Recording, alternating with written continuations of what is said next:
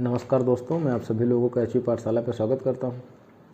हम सभी लोग उत्तर प्रदेश का सामान्य अध्ययन पढ़ेंगे। जैसे कि हमारे सिलेबस में उत्तर प्रदेश का इतिहास दिया गया, भूगोल दी गई दिया गया, अर्थशास्त्र दिया गया। तो इसके अंतर्गत हम सभी लोग क्या करेंगे, पहले इतिहास पढ़ेंगे, फिर वास्तुकला, संस्कृति तथा जो अतिरिक्त उत्तर प्रदेश सामान्य अध्ययन के अंतर्गत जो टॉपिक दिए गए हम क्रमवार पढ़ते रहेंगे। तो सबसे पहले उत्तर प्रदेश के इतिहास को हम पुरा पाषाण काल, मध्य पाषाण काल, नव पाषाण काल, जैसे कि हमारा इतिहास है उसी प्रकार हम विभाजित करते हुए चलेंगे। तो पहले पुरा पाषाण काल के अंतर्गत भारत के परिप्रेक्ष्य में ना पढ़ करके हम सभी लोग उत्तर प्रदेश के परिप्रेक्ष्य में पढ़ेंगे। जैसे कि कौन से महत्वपूर्ण स्थल है, कौन से नहीं है, उन सब के बारे में हम सभी लोग पढ़ेंगे।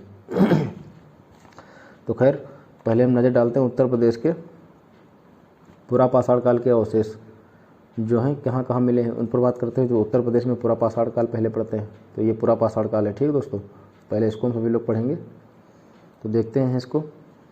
पुरा पाषाण काल के अवशेष उत्तर प्रदेश में बेलन नदी घाटी, जो बेलन नदी घाटी है, सोनभद्र के सिंगरौली घाटी तथा चंदौली के चकिया से प्राप्त हुई हैं। तो प्रश्न बनता है कि पुरा पाषाण काल के अवशेष, प्रश्न क्या बन सकता है, जैसे प्रश्न बन गया कि पुरा पाषाण काल के अवशेष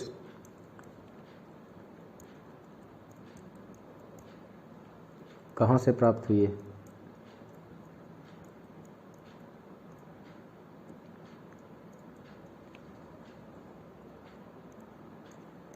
पुरा पाषाण काल के अवशेष कहाँ से प्राप्त हुए, आपके ऑप्शन दे दिया गया ए, बी, सी, डी, और मान लेते हैं डी में आपका ऑप्शन दे दिया गया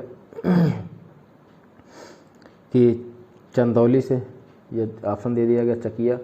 तो आपका बाकी आपके अतिरिक्त ऑप्शन दे दिए गए, कुछ अन्य ऑप्शन दे दिए गए। तो आपका सही उत्तर क्या होगा, आपका सही आंसर डी हो जाएगा, चकिया। इस प्रकार के प्रश्न आप लोगों को देखने को मिलते हैं, ठीक है, आपके एग्जाम में। तो आप लोग, हालांकि ये सही फैक्ट है मित्रों, आपको याद रखना पड़ेगा, कोई कॉन्सेप्ट है नहीं जो इसके पीछे बात करें हम। तो पुरा पाषाण काल के अवशेष उत्तर प्रदेश के किन किन क्षेत्रों से मिले हैं। तो बेलन नदी घाटी से प्राप्त हुई हैं, सोनभद्र के सिंगरौली घाटी से प्राप्त हुई हैं, चंदौली के चकिया से प्राप्त हुई हैं।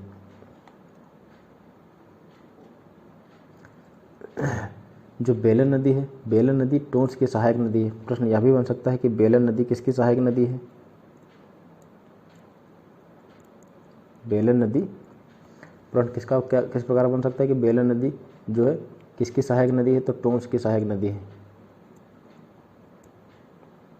यह भी एक तथ्य याद रखिए आप लोग, बेलन नदी टोंस की सहायक नदी है। अगर इसके हम विस्तार की बात करें, जो बेलन नदी है इसके विस्तार की अगर हम बात करें, इसका विस्तार कहाँ कहाँ पर है, तो इसका विस्तार कहाँ कहाँ है, तो सोनभद्र,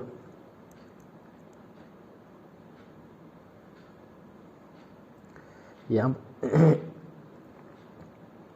बेलन नदी घाटी की बात हो रही है मित्रों। तो विस्तार इसका कहाँ कहाँ है, सोनभद्र हो गया आपका, मिर्ज़ापुर हो गया आपका, प्रयागराज हो गया। तो एक बार फिर से समझते हैं कि उत्तर प्रदेश में पुरा पाषाण कालीन जो अवशेष हैं बेलन नदी घाटी से प्राप्त हुए हैं। अगर हम बेलन नदी घाटी जो बेलन नदी घाटी है इसके विस्तार की अगर हम बात करें, तो यह जो उत्तर प्रदेश है उसके सोनभद्र, मिर्ज़ापुर व प्रयागराज जिले में विस्तृत है। जैसा कि इस पर हम लोगों ने बात करा कि सोनभद्र, मिर्ज़ापुर तथा प्रयागराज में फैली हुई है। और बेलन नदी घाटी जो है, बेलन नदी यह टोंस की सहायक नदी है। टोंस की जो है एक प्रकार की सहायक नदी है। और सोनभद्र की सिंगरौली घाटी तथा चंदौली के चकिया से हमें साक्ष्य प्राप्त हुए हैं।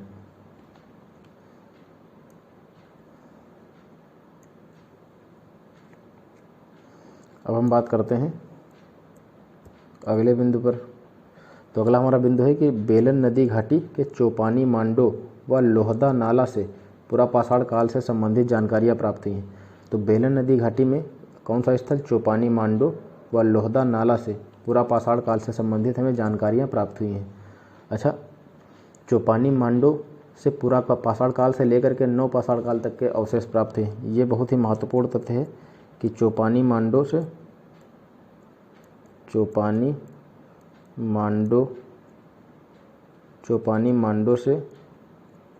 पुरा पाषाण काल से लेकर पूरा पाषाण काल से लेकर के नव पाषाण काल तक के अवशेष मिले।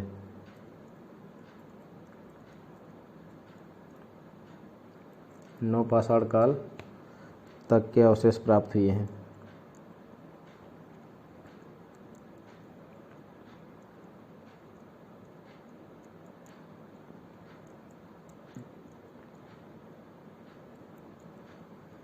तो जो बेलन नदी घाटी का जो चौपानी मांडो व लोहदा नाल से पूरा पाषाण काल से संबंधित हमें जानकारियाँ प्राप्त हुई।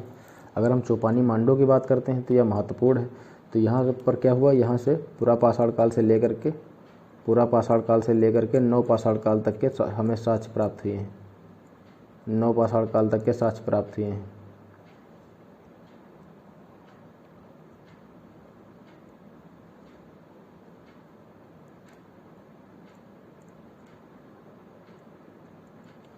तो आप लोगों को उम्मीद है समझ में आ गया होगा। चौपानी मांडो से हमें चर्ट नामक पत्थर जो है बने पाषाण अच्छा, अगला हमारा बिंदु क्या है? अगला हमारा बिंदु है कि चौपानी मांडो से चर्ट नामक पत्थर से बने पाषाण उपकरण के अलावा भेड़ बकरियों की हड्डियों के साथ भी प्राप्त हुए हैं। तो हमें क्या हुआ, चौपानी मांडो से चर्ट नामक पत्थर से बने जो पाषाणकालीन उपकरण वो तो हमें प्राप्त ही हुए हैं, उसके साथ साथ भेड़ बकरियों की हड्डियां भी हमें उनके भी अवशेष प्राप्त हुए हैं। अच्छा, लोहदा नाला से लघु पाषाण काल के उपकरण प्राप्त हुए हैं। जो लोहदा नाल है वहाँ से हमें क्या हुआ है, वहाँ से हम लोगों को लघु पाषाण काल के उपकरण प्राप्त हुए हैं। अगले हमारा बिंदु क्या है, लोहदा नाल से लघु पाषाण काल के उपकरण प्राप्त हुए हैं। अच्छा, लघु पाषाण काल से आप कैसे याद रखें, लोहदा ला से लोहदा हो गया, ला से आपका लघु पाषाण काल हो गया। तो लघु पाषाण काल के उपकरण कहाँ से प्राप्त हुए हैं, तो लोहदा नाल से प्राप्त हुए हैं। अब हम लोग इसको एक बार अच्छे से दोबारा समझ लेते हैं। अच्छा, जो चंदौली का चकिया है, जो ये है, यहाँ से हमको क्या है, यहाँ से पूरा पाषाण काल के अवशेष प्राप्त हुए हैं। ऊपर ही हम लोगों ने बात कर ली, किंतु एक बार फिर से अच्छा इसको फिर से एक बार देख लेते हैं सभी लोग, ताकि आप लोगों को समझ में आ जाए। तो पूरा पाषाण काल के अवशेष उत्तर प्रदेश के बेलन नदी घाटी, सोनभद्र की सिंगरौली घाटी, चंदौली के चकिया से हमें प्राप्त हुए हैं। अब हम बात करते हैं बेलन नदी क्या है। तो बेलन नदी टोंस की सहायक नदी है। अगर बेलन नदी घाटी के विस्तार की अगर हम लोग बात करते हैं तो यह कहाँ तक फैला हुआ है, तो सोनभद्र, मिर्ज़ापुर तथा प्रयागराज जिले में विस्तृत है। अब हम सभी लोग अगला बिंदु देखते हैं। चौपानी मांडो व लोहदा नाल में से पूरा पाषाण काल से संबंधित जानकारियाँ हैं, जो कि बेलन नदी में स्थित है। और चौपानी मांडो में चर्ट नामक पत्थर हमें प्राप्त हुए हैं। ठीक है, चर्ट नामक जो पत्थर से बने हुए उपकरण है वो हमें प्राप्त हुए हैं। तथा चौपानी मांडो से ही पूरा पाषाण काल से लेकर के नव पाषाण काल तक के हमें क्या प्राप्त हुए हैं, अवशेष प्राप्त हुए हैं। चौपानी मांडो से चर्ट नामक पत्थर के साथ साथ हम लोगों को जो इनसे उपकरण बनाए जाते थे, इसके साथ साथ हमें भेड़ बकरियों की हड्डियां भी प्राप्त हुई हैं। और लोहदा नाल से हमें लघु पाषाण काल के उपकरण प्राप्त हुए हैं। तो हमने ऐसे यह भी समझाया आप लोगों को कि कैसे याद रखें। तो ला से लघु पाषाण काल हो गया आपका, और लोहदा नाला हो गया आपका। तो ये हमारा टॉपिक समाप्त हुआ, पूरा पाषाण काल। उत्तर प्रदेश में जो महत्वपूर्ण बातें थी पूरा पाषाण काल को लेकर के हम लोगों ने इसको समझ लिया। हम सभी लोग प्रत्येक टॉपिक को अलग अलग उससे बनने वाले संभावित प्रश्न बात करेंगे, और इसके जब हम सभी लोग उत्तर प्रदेश का इतिहास, संस्कृत या सही सब पढ़ लेंगे तो अन्य महत्वपूर्ण तथ्य के बारे में जो बचे हुए फैक्ट होंगे हम लोग उसको भी शामिल कर लेंगे। तो अब हम बढ़ते हैं अपने मध्य पाषाण काल की ओर।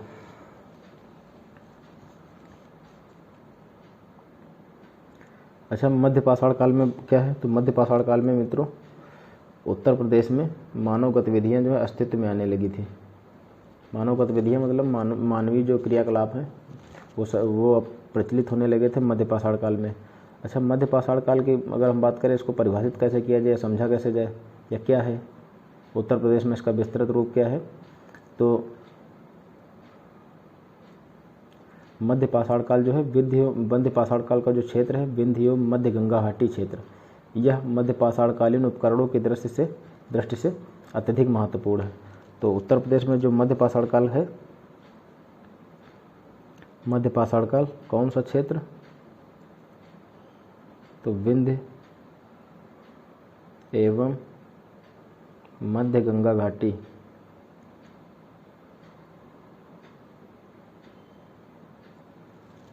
मध्य गंगा घाटी क्षेत्र।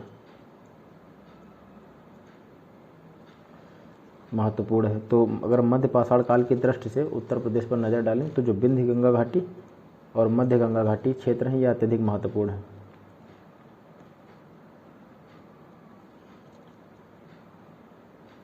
अगला हमारा बिंदु है मध्य पाषाण काल के अवशेष विंध्य क्षेत्र के अंतर्गत प्रयागराज जिले में मेजा, जो मेजा तहसील है प्रयागराज जिले के अंतर्गत शामिल है।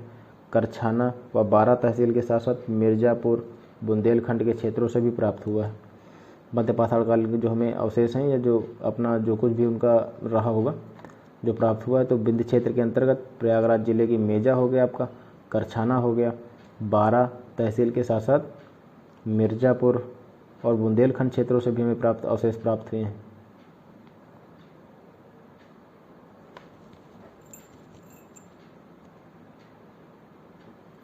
अब हम सभी लोग समझते हैं लिखहिया एक महत्वपूर्ण स्थल है। यहाँ से 17 नर कंकालों की प्राप्ति हुई है। तो प्रश्न बनता है कि किस क्षेत्र किस मध्य पाषाण कालीन स्थल से, जैसे कि प्रश्न क्या बनता है आप लोगों का, पहले इसको हम टॉपिक को भी समझेंगे और संभावित जो प्रश्न होंगे या उससे बनने वाले प्रश्न होंगे हम उस पर भी विचार करेंगे। तो प्रश्न क्या बनता है आप लोगों का, किस मध्य पाषाण कालीन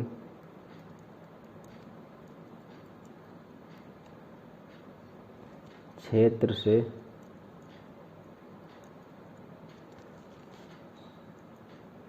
सत्रह नर कंकालों की प्राप्ति हुई है।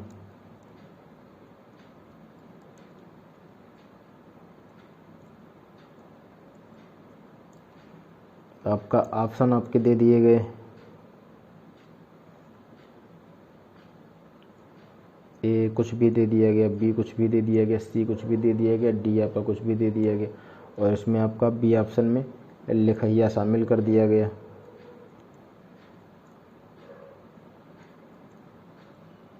तो प्रश्न बन सकता है कि किस मध्य पाषाण कालीन क्षेत्र से 17 नर कंकालों की प्राप्ति हुई है। तो आप सभी लोग क्या टिक करेंगे, लिखहिया आपका सही हो जाएगा क्योंकि यहाँ से 17 नर कंकालों की प्राप्ति हुई है। अच्छा, बाकी अन्य आपके ऑप्शन गलत हो जाएंगे तो ये आपका सही उत्तर हो जाएगा। इस प्रकार का प्रश्न भी बनता है।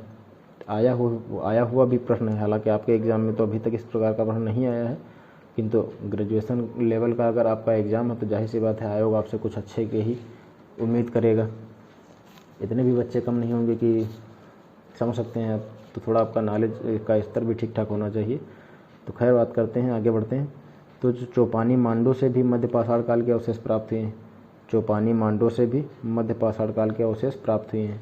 और अगर हम इधर देखें तो चौपानी मांडो से क्या हुआ है, पूरा पाषाण काल से लेकर के 9 पाषाण काल तक के संबंधित हमें जानकारियाँ प्राप्त हुई हैं। तो पूरा पाषाण काल के मध्य में मध्य पाषाण काल आता है दोस्तों। तो जाहिर सी बात है कि मध्य पाषाण काल के अवशेष भी चौपानी मांडो से प्राप्त हुए हैं।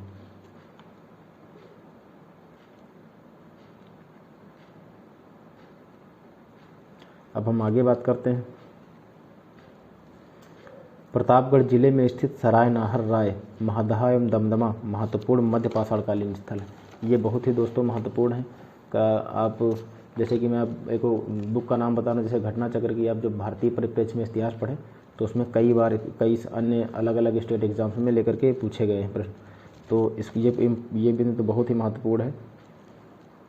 प्रतापगढ़ जिले में स्थित सराय नाहर राय, महादहा एवं दमदमा महत्वपूर्ण मध्य पाषाण कालीन स्थल है। कौन से, अब हमने अभी प्रश्न की बात की थी कि निम्नलिखित में से कौन सा एक मध्य पाषाण कालीन स्थल है।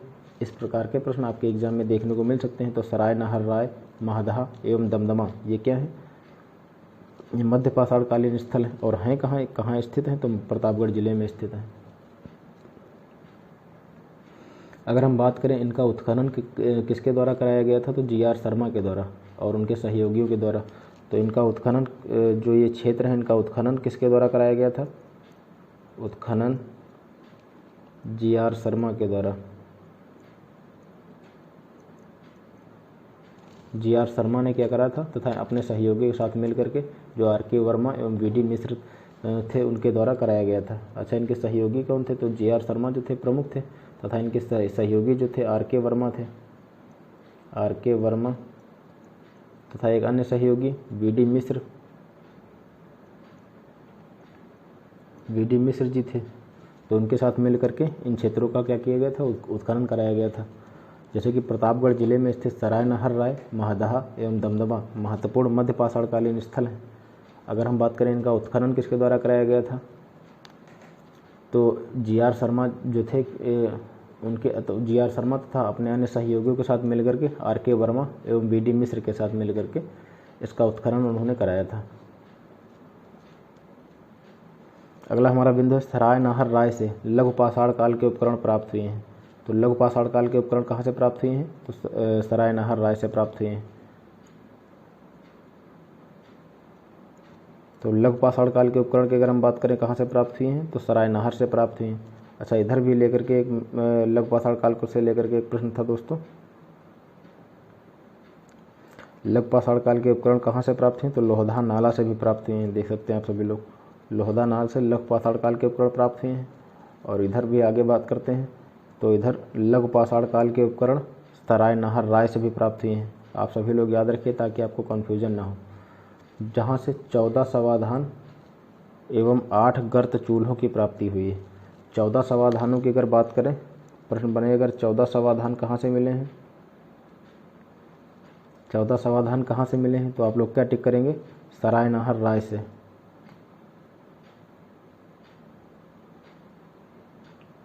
सराय नहर राय, 14 समाधान सराय नहर राय से मिले हैं। 8 गर्त चूल्हे भी मिले हैं। प्रश्न यह भी बन सकता है कि समाधान या 8 गर्त चूल्हे, 8 गर्त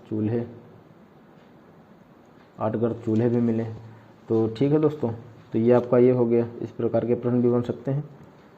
अगला हमारा बिंदु क्या है, अच्छा ऐसा भी देखने को मिलता है कि अगर इनका सिर की दिशा क्या है या कैसे क्या पाए गए थे, तो उस पर भी हम बात कर लेते हैं। 14 समाधान हो गए आपके, 8 गर्त चूल्हे हो गए, इनकी हमें प्राप्ति हुई थी।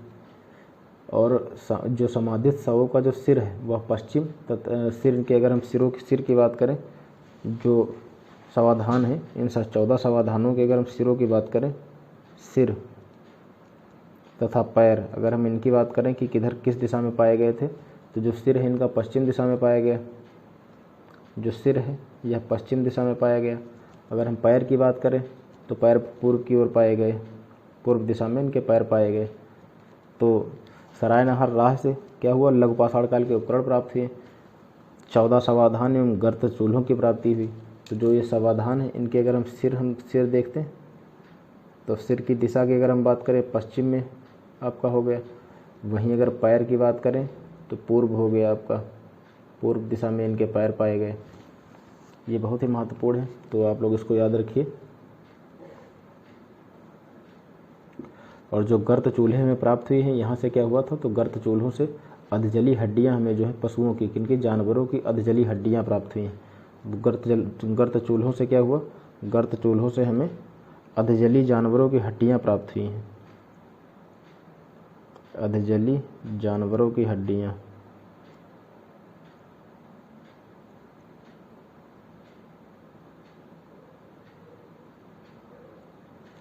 ये हो गया। अच्छा, आप लोग दोस्तों भरोसा कर सकते हैं, जब आप सभी लोग मॉक टेस्ट लगाएंगे तो आप जान पाएंगे कि हाँ, जो मैं कंटेंट आपको दे रहा हूँ या जिस कंटेंट से मैं आपको पढ़ा रहा हूँ, जहाँ से भी एकत्र करके, तो आपके एग्ज़ाम के लिहाज से बहुत ही महत्वपूर्ण है। तो आप सभी लोग प्रश्न आप जब आप कोई भी प्रैक्टिस सेट लगाएंगे जो एग्ज़ाम के परिप्रेक्ष्य को लेकर के बनाया हो, देखो कोचिंग संस्थान तो आपस में कंपटीशन करते हैं, तो मैं उनकी तो बात नहीं कर रहा, खैर फिर भी जैसे जो मार्केट में टेस्ट सीरीज अगर आती है, अगर आप उसको लेकर के लगाएंगे तो आप सभी लोग, जो मैं पढ़ा रहा हूँ वहाँ से प्रश्न आप लोगों को देखने को ज़रूर मिलेंगे। तो एक बार फिर से समझते हैं, जो मध्य पाषाणकालीन स्थल हैं कौन कौन से हैं। सराय नहर राय हो गया, महदा हो गया, दमदमा हो गया। इसका उत्खनन G.R. Sharma, R.K. Verma, V.D. मिश्र के द्वारा कराया गया। सराय नहर राय से लघु पाषाण काल के उपकरण तथा 14 समाधान एवं 8 गर्त चूल्हे की प्राप्ति हुई। इन समाधानों के अगर हम सिरों की बात करें तो पश्चिम दिशा में, पैर की अगर बात करें तो पूर्व दिशा में स्थित थे। अगर हम सभी लोग बात करते हैं गर्त चूल्हे जो प्राप्त हुए हैं वह 8 गर्त चूल्हे थे, और यहाँ से अधजले जानवरों की हड्डियाँ हमें प्राप्त हुई हैं।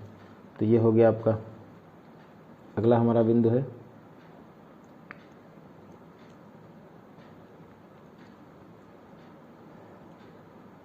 अच्छा, हम पहले ही बात कर चुके हैं दोस्तों कि मेरा उद्देश्य पढ़ाने का आपको यह नहीं कि एक दिन में मैंने कितना आप लोगों को पढ़ा दिया, बल्कि यह है कि आप लोगों ने क्या सीखा। तो हमारी क्लास की ड्यूरेशन भी आधे घंटे ही रहेगी। जैसे जैसे आपका एग्ज़ाम नज़दीक आएगा, मेरे ख्याल से आपका एग्ज़ाम अक्टूबर नवंबर तक हो जाए तो बहुत ही बड़ी बात है। अगर क्योंकि उससे भी कई पहले पूर्व के एग्ज़ाम पेंडिंग है, पेट का भी एग्ज़ाम उन लोगों को कराना है। तो आप लोग आराम से पढ़िए, चिंतित ना होइए। तो उसी हिसाब से अब कम पढ़िए, पर इतना पढ़िए कि आप लोगों को याद रहे, क्योंकि बहुत सारा फैक्ट आप लोगों को तैयार करना है। महादहा एवं दमदमा से बृहत संख्या में लघु पाषाण काल के उपकरण प्राप्त हुए हैं। ठीक है दोस्तों, अब हम दमदमा की बात करें। यह बहुत ही महत्वपूर्ण, दमदमा से 41 समाधान और कुछ गर्त चूल्हों की प्राप्त हुई। तो दमदमा से क्या हुआ? दमदमा से हम लोगों को 41 समाधानों की प्राप्त हुई है।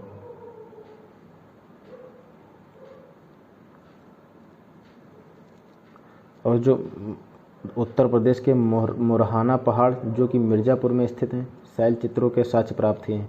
उत्तर प्रदेश में मोहराना पहाड़ जो कि मिर्ज़ापुर में स्थित हैं। जो मोहराना पहाड़ हैं वह कहाँ स्थित हैं दोस्तों? मिर्ज़ापुर में स्थित हैं। इनकी क्या विशेषता है? यहाँ से शैल चित्रों के हमें साक्ष्य प्राप्त हुए हैं। कहाँ से? मोहराना पहाड़ों से। तो मोहराना जो पहाड़ है इसको ऐसे समझते हैं,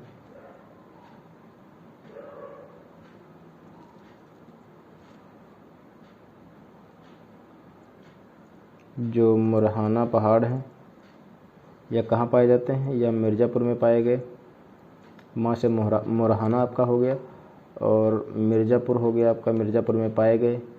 किसके लिए प्रसिद्ध हैं? शैल चित्रों के लिए साक्ष्य पाए गए। तो यहाँ पर शैल चित्रों के साक्ष्य पाए गए। अच्छा, जो आपका महदहा है, महदहा को हम बात कर लेते हैं। जो आपका महदहा है, महदहा से क्या हुआ दोस्तों? महदहा में जो भी समाधान जो प्राप्त हैं, स्त्री तथा पुरुषों को साथ साथ में दफनाया गया है। तो स्त्री प्लस पुरुष इनको साथ साथ में दफनाया गया है। क्या किया गया है? तो इनको साथ साथ में दफनाया गया है।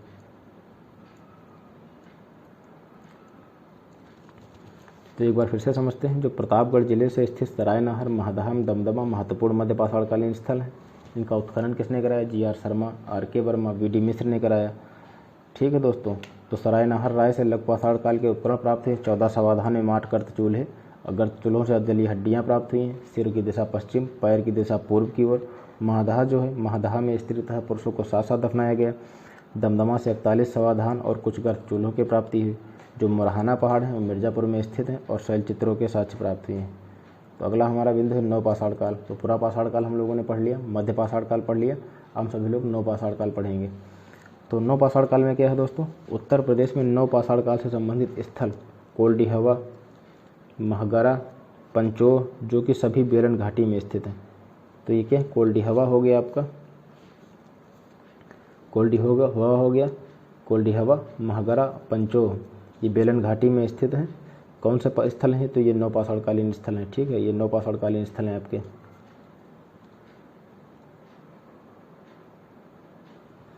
और कोल्डिहवा की एक अगली अपनी विशेषता है दोस्तों, नव पाषाण काल के साथ साथ ताम्र तथा लौहकालीन संस्कृत के अवशेष प्राप्त हैं, जिसकी वजह से ये अक्सर प्रश्न बनता भी है। पीसीएस में एक बार पूछा हुआ भी है, पीसीएस के एग्जाम में।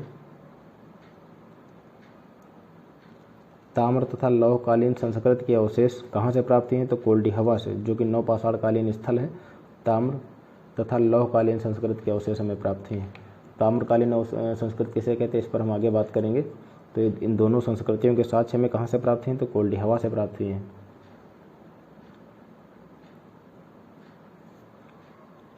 और महगरा तथा पंचोह से क्या हुआ? कोल्डिहवा से आपका यह हो गया ताम्र तथा लौहकालीन संस्कृत, और जबकि महगरा तथा पंचोह से यहाँ से क्या प्राप्त हुआ है? तो महगरा तथा पंचोह से दोस्तों हमें यहाँ से केवल नव पाषाणकालीन स्थल प्राप्त हुए हैं।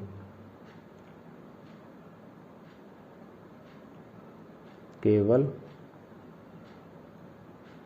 नव पाषाण काल।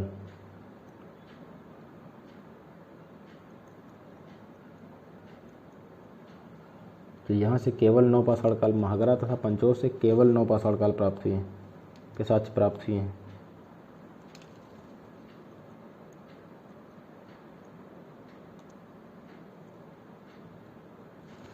तो कोल्डी हवा की अगर बात करें तो ताम्र तथा लौहकालीन संस्कृति के साक्ष्य प्राप्त हुए हैं, तथा महागरा और पंचोह की बात करें तो केवल नवपाषाणकालीन साक्ष्य प्राप्त हुए हैं। अब हम बात करें महागरा तथा पंचोह, ये देखो नीचे दिया हुआ भी है दोस्तों, केवल नवपाषाण काल के अवशेष प्राप्त हुए हैं। महागरा से आवासीय क्षेत्रों के बीच में गौशाला के भी साक्ष्य प्राप्त हुए हैं। लोहारदेव नामक स्थान से धान की खेती के साक्ष्य प्राप्त हुए हैं। इसको लेकर के कई प्रकार के प्रश्न बनते हैं, तो जब मैं कम्युनिटी पोस्ट में कर दूंगा तो आप लोग उसको देख लीजिएगा। लोहारदेव नामक स्थल से धान की खेती के साक्ष्य प्राप्त हैं, जो कि एक नवपाषाणकालीन स्थल है। यह क्या है? एक प्रकार का नवपाषाणकालीन स्थल है। अच्छा, ये लोहारदेव कहाँ स्थित कहाँ है? तो ये संत कबीर नगर जिले में स्थित है। इस प्रकार का भी प्रश्न आया हुआ है, तो यह कहाँ स्थित है? संत कबीर नगर जिले में।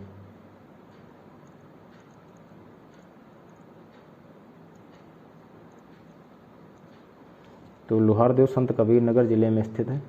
यहाँ से धान की खेती के साक्ष्य प्राप्त हुए हैं, पशुपालन करने के भी साक्ष्य प्राप्त हैं, किंतु पशुपालन के सबसे पहले साक्ष्य कहाँ प्राप्त हुए? इस प्रकार का अलग प्रश्न बनता है। मध्य प्रदेश के आदमगढ़ इस प्रकार के क्षेत्रों से प्राप्त हुए हैं, तो आप सभी लोग वहाँ को किंतु हमें यहाँ पर उत्तर प्रदेश के परिप्रेक्ष्य में ही पढ़ना है। अब हम बात करते हैं ताम्रपाषाण काल। ताम्रपाषाण काल में क्या हुआ? धातु के रूप में तांबे का प्रयोग आरंभ कर दिया गया। आप सभी लोगों ने जो अदर कई अन्य एग्जाम अगर आप लोगों ने दिए होंगे तो उसमें इस प्रकार के प्रश्न भी बने हैं कि सबसे पहले किस धातु का प्रयोग किया गया। तो धातु के रूप में तांबे का प्रयोग आरंभ कर दिया गया।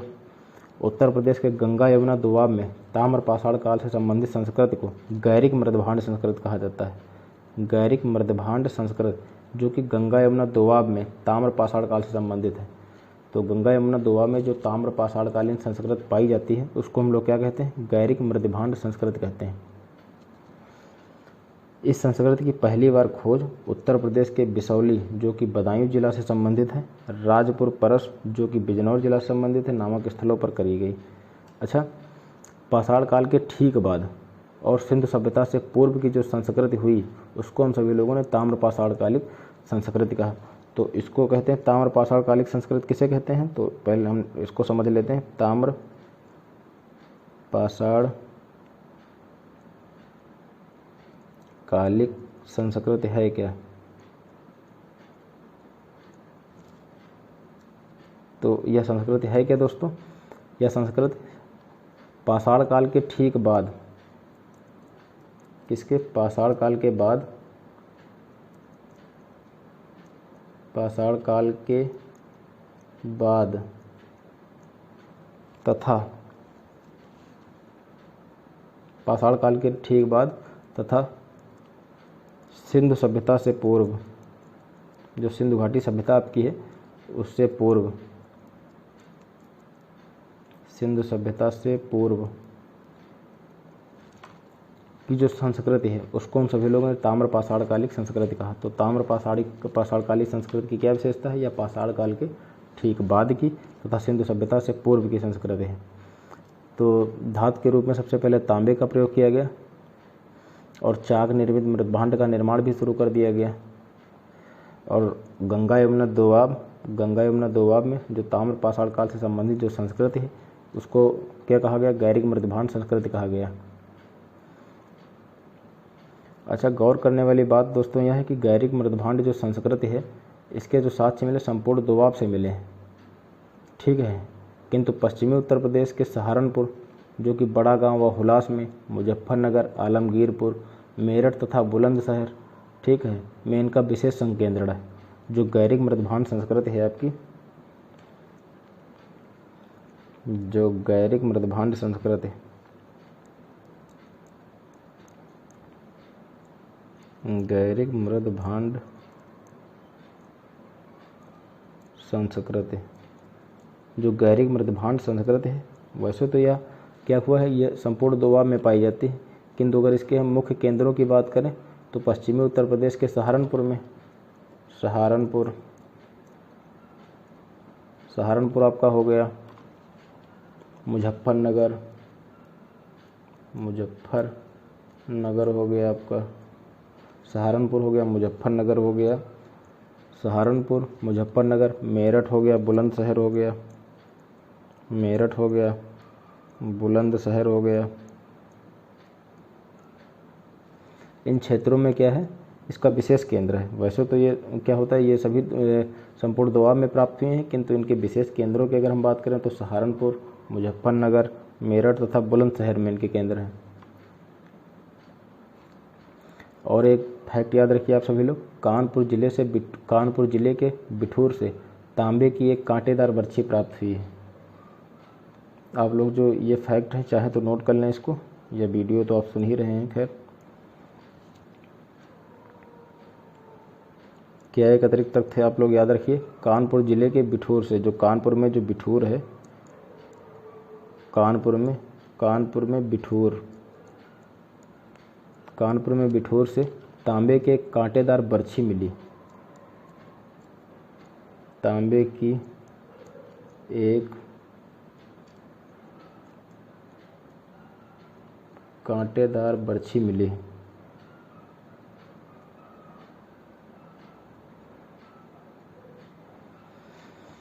तो हम सभी लोगों ने पूरा पाषाण काल, मध्य पाषाण काल, नव पाषाण काल पढ़ लिया। हम सभी लोग हड़प्पा सभ्यता पढ़ेंगे, फिर वैदिक काल पढ़ लेंगे, और फिर महाजनपद काल, कौन कौन से महाजनपद काल उत्तर प्रदेश में पाए गए हैं, फिर बौद्ध धर्म, जैन धर्म, मौर्य काल, गुप्त काल, इन सबको क्रमवार पढ़ते रहेंगे। पहले इतिहास को कंप्लीट करेंगे, फिर कला एवं संस्कृत, वास्तुकला, इन सबको पढ़ेंगे। तो खैर दोस्तों, आज तक हमारा लेक्चर यही था। अगर हम हमारे चैनल को ज़रूर सब्सक्राइब कर लें। धन्यवाद दोस्तों, मिलते हैं अगले लेक्चर में। नमस्कार।